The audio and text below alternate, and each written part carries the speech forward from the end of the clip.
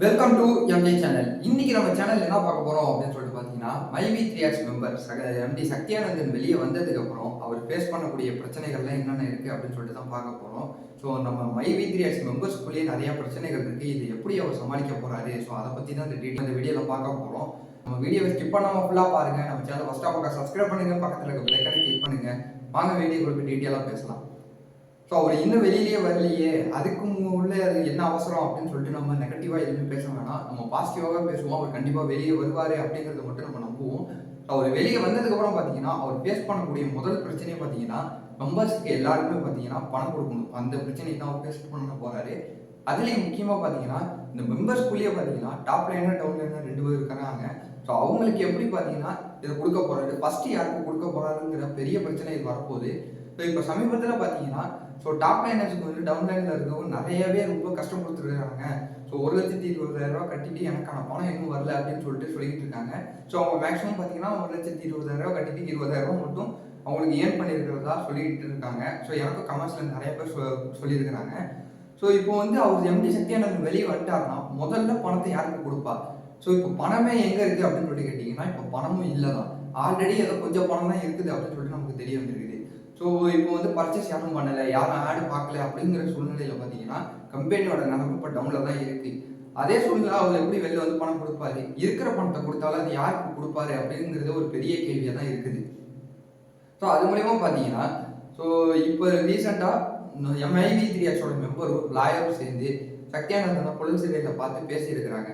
So ஒருவேளை நம்ம இப்படி வச்சுப்போம், இப்போ டாப் லைனரில் இருக்கிறவங்க இதை பற்றி கலந்துரையாடி இருக்கிறாங்க. ஸோ இதை பற்றி பேசியிருக்கிறாங்க. ஸோ இந்த மாதிரி நெருக்கடி கொடுத்ததா சொல்லிட்டு பேசியிருக்கிறாங்க. டவுன் லைனில் இருக்கிறவங்க ரொம்ப நெருக்கடி கொடுத்ததா பேசியிருக்கிறாங்க. ஸோ ஒருவேளை சத்யானந்தன் வெளியில் வந்ததுக்கப்புறம் பார்த்தீங்கன்னா, ஸோ யார் யாரெல்லாம் இப்போ நெருக்கடி கொடுத்தீங்களோ அவங்களோட லிஸ்ட்டை தனியாக எடுத்து, ஸோ ஒரு 1,20,000 நீங்கள் கட்டியிருந்தா நீங்கள் 20,000 ஏர்ன் பண்ணிட்டீங்க, மறுபடியும் 1,00,000 மட்டும் உங்களுக்கு கொடுத்து அரேஞ்ச் பண்ணி உங்களை அந்த கம்பெனிலேயே வெளியே அனுப்பிட்டா நஷ்டம் உங்களுக்கா இல்லை அவருக்கான்னு எதிர்ப்பு பார்த்தீங்கன்னா கண்டிப்பாக நஷ்டங்கிறது உங்களுக்கு தான். ஸோ அவர் ஆல்ரெடி முன்னாடியிலும் சொல்லிக்கிட்டு இருக்கிற மாதிரி, நீ கொஞ்சம் பொறுமையாக இருங்க, நான் வெளியில் வரது வரீங்க, நான் வெளியில் வந்துட்டா உங்களுடைய பணம் வந்து திருப்பி கொடுத்துருவேன் அப்படின்னு சொல்லிட்டு தான் அவரும் சொல்லிக்கிட்டு இருக்காரு. இன்னும் குற்றவாளின்னு சொல்லிட்டு ப்ரூவ் பண்ணலை. ஸோ கோர்ட்டும் சரி காவல்துறையும் சரி விசாரிச்சுக்கிட்டு தான் இருக்கிறாங்க. ஸோ அதன் அடிப்படையில் தான் அவரும் சொல்லிக்கிட்டு இருக்காரு. ஸோ கொஞ்சம் பொறுமையாக இருங்க, நான் உங்களை ஏமாற்ற நினைக்கல, நான் கட்டாயம் வெளில வருவேன், நான் வந்து பணத்தை கொடுத்துருவேன் அப்படின்னு சொல்லிட்டு அவரும் சொல்லியிருக்கிறாரு. ஸோ கொஞ்சம் டவுன்லைன் மெம்பர்ஸ்லாம் பார்த்தீங்கன்னா கொஞ்சம் நீங்கள் பொறுமையாக இருக்கணும் அப்படின்னு சொல்லிட்டு நானும் கேட்டுக்கிறேன். ஏன்னா மேலே இருக்கிறவங்களுக்கு உங்களுடைய டீம் லீடராக இருக்கட்டும், மற்றவங்களா இருக்கட்டும், யாருக்கும் கொஞ்சம் நெருக்கடி கொடுக்காம இருங்க. தகவல் வேணா நீங்கள் அவங்களுக்கு அடித்து ஃபோன் அடித்து உங்களுடைய தகவல்களை நீங்கள் கேட்டு தெரிஞ்சுங்க. அதையும் மீறி பார்த்தீங்கன்னா நீங்கள் அவங்களுக்கு ரொம்ப நெருக்கடி கொடுக்கறதாகவும், ஒரு பண விஷயத்தில் ஒரு ரொம்ப மன உளைச்சலுக்கு ஆளாகிறதாகவும், ஸோ அவங்க ரொம்பவே ஃபீல் பண்ணி எப்படி சக்தியானந்த பேசினதா ஸோ ஒரு தகவல் வந்துருக்குது. ஸோ அதை நீங்கள் கொஞ்சம் குறைச்சிக்கிட்டா நல்லாயிருக்கும் அப்படின்னு சொல்லிட்டு எனக்கும் தெரிய வருது. ஸோ கொஞ்சம் குறைச்சிங்க. அது மட்டும் இல்லாமல் பார்த்தீங்கன்னா அவர் வெளியே வரதுக்கு இன்னும் 2 வாரம் தான் இருக்குது. ஸோ 2 வாரத்துக்குள்ள அடுத்த ஹியரிங் போட்டுருவாங்க. அடுத்த ஹியரிங்கில் அவர் கண்டிப்பாக வெளில வந்துருவாரு. அவரோட லாயரும் பார்த்தீங்கன்னா ஒரு உத்தரவாதம் கொடுத்துருக்காங்க. ஸோ அடுத்த ஹியரிங்கில் பார்த்தீங்கன்னா கண்டிப்பாக நான் சக்தியானந்தனை வெளியே கொண்டு வந்துருவோம் அப்படின்னு சொல்லிக்கிட்டு இருக்காரு.